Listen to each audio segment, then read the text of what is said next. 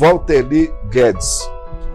Meu amigo, é o seguinte, o senhor, ao longo de todo, o senhor começou o jornalismo aos 18 anos de idade.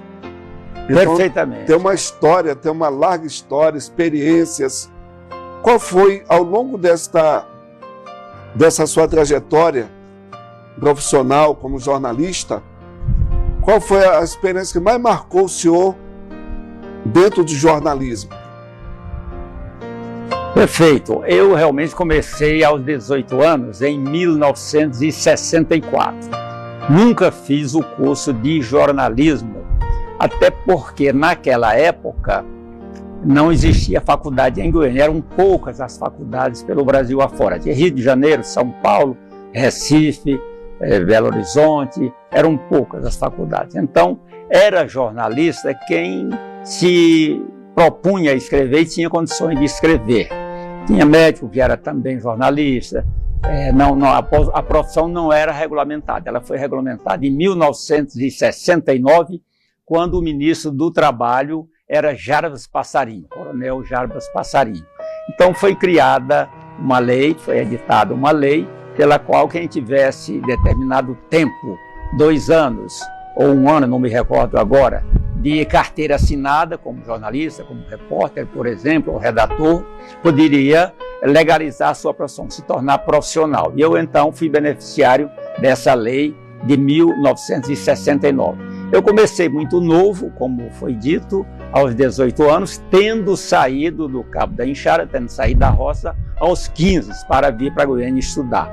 Eu vim para estudar, meus pais me mandaram para Goiânia estudar e não disseram faça jornalismo ou faça qualquer outro curso. Trabalhe e estude. Então eu fui estudando e descobri o jornalismo ainda quando eu era ginasiano, no último ano, fazendo jornalzinho de escola. A política estudantil na época, ela era muito intensa, muito dinâmica. Eu fui presidente de Grêmio, fundei um jornal que tinha o sentido de ser barulhento, a Gralha, o nome do jornal, a Gralha, um jornal mimeografado.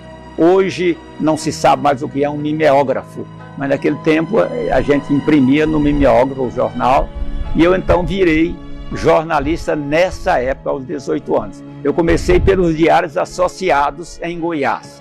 Eram 3 órgãos, a Rádio Clube de Goiânia, a TV Rádio Clube e o jornal Folha de Goiás. Eu pertencia então à Folha de Goiás. O Assis Chateaubriand, que era o papa da organização, ainda era vivo, estava já numa cadeira de rodas.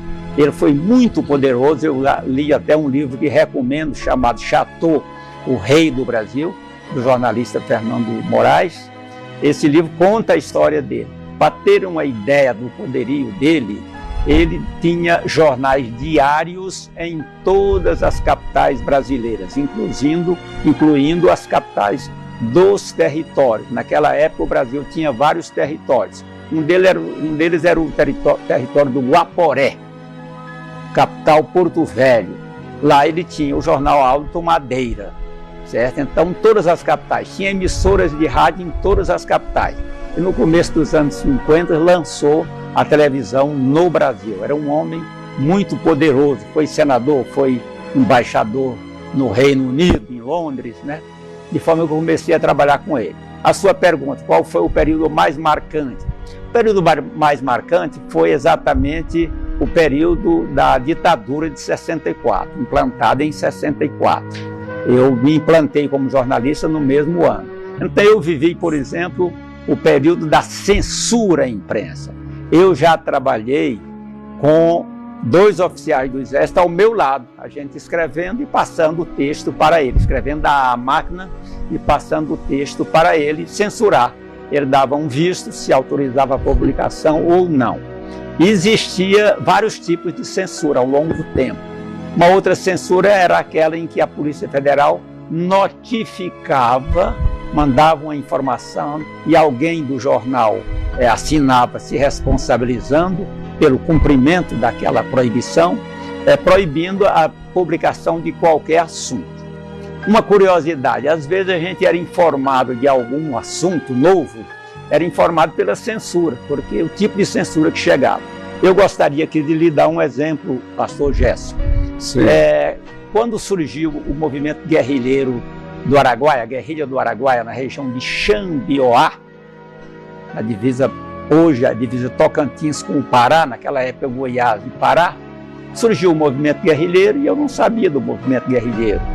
Mas aí recebi, nesse dia foi eu que assinei o compromisso, eu estava sozinho no jornal, o Semanário 5 de Março, a informação assim, a notificação. De ordem superior fica proibida a divulgação, comentários e quaisquer informações sobre a existência de movimento guerrilheiro na região de Xambioá. Aí eu pensei, ora, se tem essa proibição, é porque existe lá um movimento guerrilheiro. Então era a própria censura dando a informação para o jornalista que não poderia divulgar aquilo ali, né? Então esse foi um período bastante marcante, a gente passar por essa experiência de escrever durante uma ditadura, não é? Então essa foi a experiência mais importante. Gostei muito também da minha experiência como jornalista de política, no antigo Diário da Manhã, por exemplo. Isso eu fiz em vários jornais, eu trabalhei também no Correio Brasiliense, trabalhei nesses jornais de Goiânia, alguns que não existem mais, trabalhei em todos, né? Essa é uma experiência muito importante também na política, viu? Jornalismo político.